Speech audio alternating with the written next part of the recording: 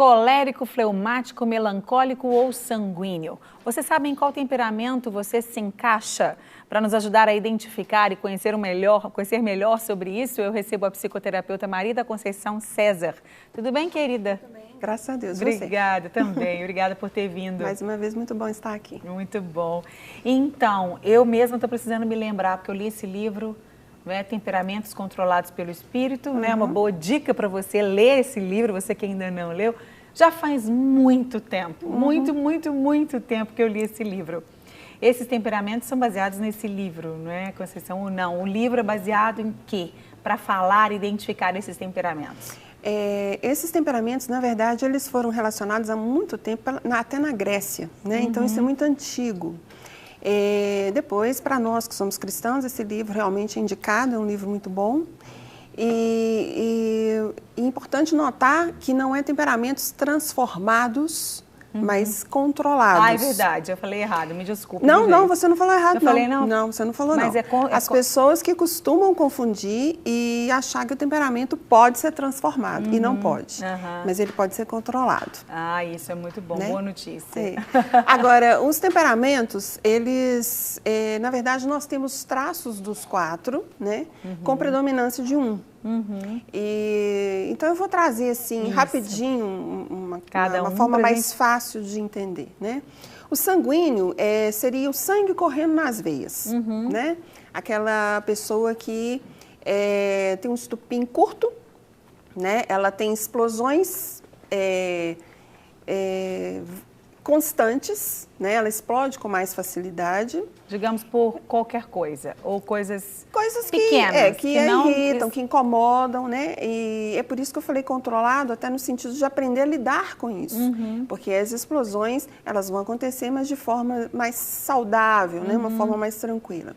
O colérico, ele é aquele que deixaria o balão encher, né? Ele vai guardando, e depois ele também tem uma explosão um pouco maior, às vezes com a pessoa errada, no lugar errado e do jeito errado, isso exatamente porque ele deixou acumular. Verdade. O sanguíneo tem pequenas explosões constantes e o colérico acumula essas explosões e faz uma grande explosão, como você disse, muitas vezes pode ser totalmente equivocada, né? Com a pessoa errada, no local errado, exatamente, da forma porque acumulou. Acumulou. Às vezes a pessoa com quem ele explode fala assim, mas o que eu te fiz? O que eu tenho com isso? O que eu tenho com isso? Mas não era, porque realmente ele foi acumulando, né?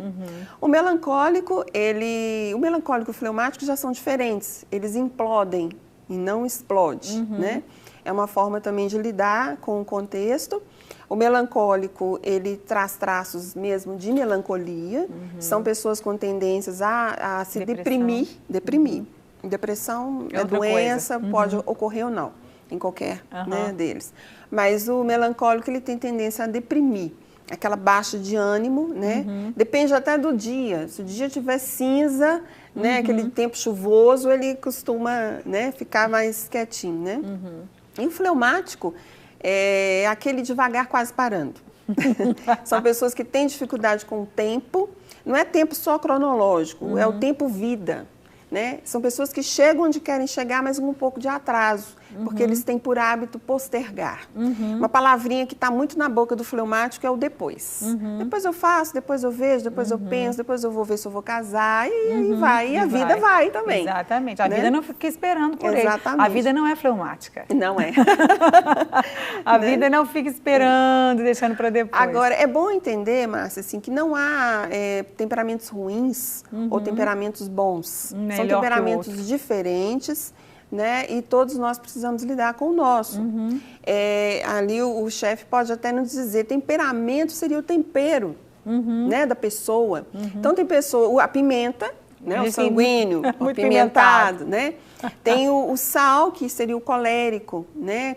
Quando ele está bem temperado, o sal é importantíssimo, né? O melancólico, a gente podia falar que já é assim, eu não sei se tem algum tempero adocicado, o mel, mas aí seria algum tempero que agora não me lembro, mas também é importante, né? E o fleumático é mais complicado da gente achar, mas seria o alho, né? A cebola, algo que vem ali acrescentando, mas muito, não pode colocar muito, senão estraga, passa. Né? Na verdade, todos esses aí não pode pôr muito. Tempero, né? todos equilibrados. Tem que ter equilibrados aí. Exatamente. E talvez o melancólico, não sei, um ketchup, sei lá, que ele é meio adocicado, mas tem que ser pouquinho também, né? É. Não açúcar. Mas foi interessante essa colocação, Conceição.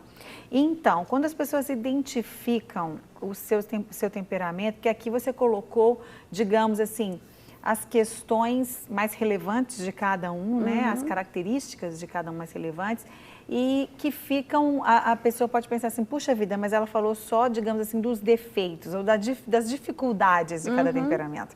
E as qualidades? Eles têm também qualidades que sobressaem em cada um deles? Tem.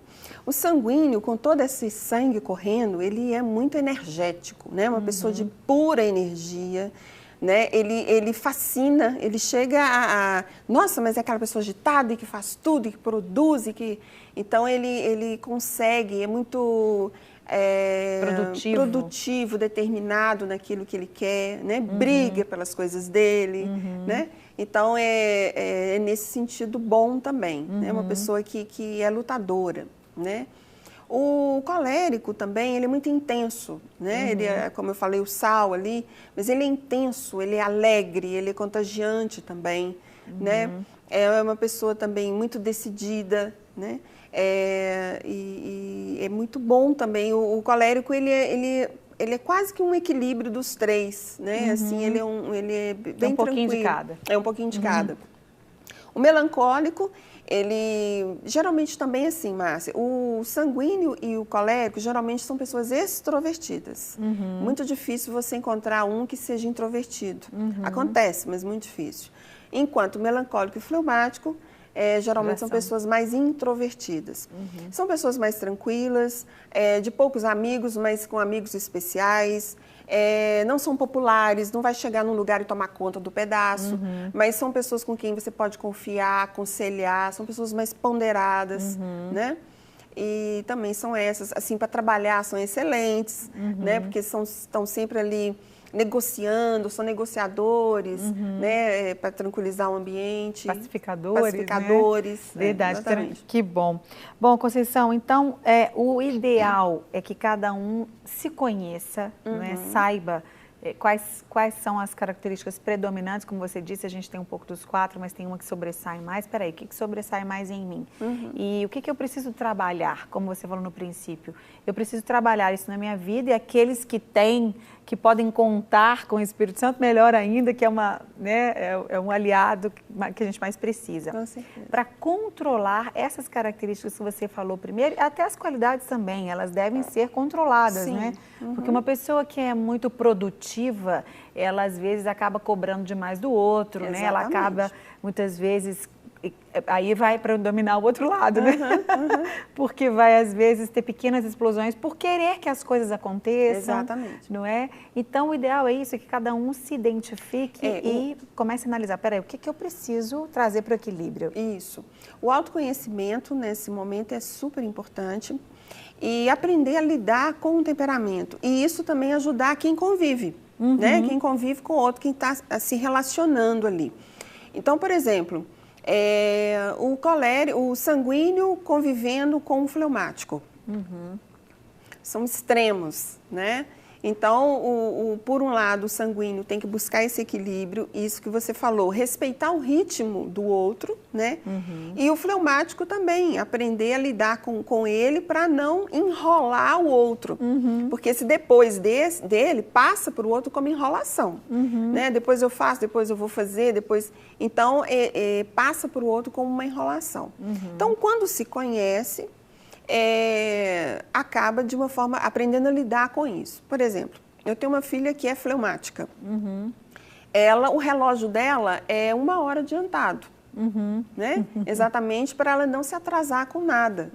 E ela aprendeu a lidar dessa forma. Na escola, por exemplo, se o professor marca um trabalho para o dia 30, a data dela não pode ser dia 30. A data dela tem que ser dia 25, né? Porque senão ela vai atrasar, né? Então, quando a pessoa aprende a lidar com o comportamento, com o temperamento dela, ela vai ter comportamentos melhores. Então, o temperamento não se muda, mas o temperamento o comportamento vai ter uma resposta melhor. Né? Existe a gente sabe, assim, que quando a gente tem, né, um relacionamento com Deus, a gente sempre, pelo menos eu sempre na minha vida, a vida inteira pedi Deus, a gente pede para Deus nos ensinar, nos moldar, nos burilar, nos podar, né? Então seria isso, sabe? Trazer esse equilíbrio, a gente aproveitar ao máximo as qualidades que a gente tem e as dificuldades que cada um traz no seu temperamento ou na criação que vem. Vou até saber de você como que a criação influencia aí no temperamento para... Como você disse, você já ajudou a sua filha nessa questão. Mas a gente pede para Deus sempre trabalhar na nossa vida, né? E a maturidade também ajuda tanto, a gente vai, né, mudando tantas coisas. Mas como a criação, Conceição, pode ajudar ou atrapalhar, né, se for o caso, nos temperamentos? Olha, a primeira é a questão da aceitação do outro. Porque como o temperamento não se muda, né? Terapia não vai mudar temperamento, Deus não tem comprometimento em mudar temperamento. Biblicamente a gente percebe que o Moisés fleumático, ele foi fleumático o tempo todo. Como é que Deus trabalhou isso com ele? Colocou um Arão na vida dele, né? Era o Arão que dava corda, era o Arão que motivava, era o Arão que, vamos, né? Porque ele, se dependesse só dele, ele ia, Senhor, eu não consigo, eu não sei, como é que eu faço? Então, o Moisés fleumático do começo, de toda a história, é o mesmo fleumático. Ele só amadureceu o comportamento, mas continua sendo fleumático. O Pedro, né, naquela explosão dele da orelha e tudo mais... Cortar a orelha de Malta, servo de Malta. É o mesmo Pedro quando ele tem uma discussão com Paulo lá na frente, né? Mas também já é um Pedro mais maduro. Agora, a criação, Márcia, é o seguinte, a aceitação do temperamento é super importante, porque senão os pais vão querer mudar, né? E isso vai entrar num conflito muito grande, porque aí o outro também não vai se aceitar. Verdade. E nós sabemos que qualquer mudança passa primeiro pela aceitação. Não, eu sou assim, eu não quero continuar assim, eu quero melhorar. Mas eu preciso primeiro me aceitar, né? Para que possa haver uma melhora. Verdade. Então, a aceitação é super importante. É o pai primeiro se conhecer. Qual que é o meu temperamento e qual que é o temperamento do meu filho. Se são dois sanguíneos, tem que tomar cuidado, porque senão vão ficar explodindo e explode até a casa. Né? É verdade. Se é sanguíneo e fleumático, o respeito do ritmo.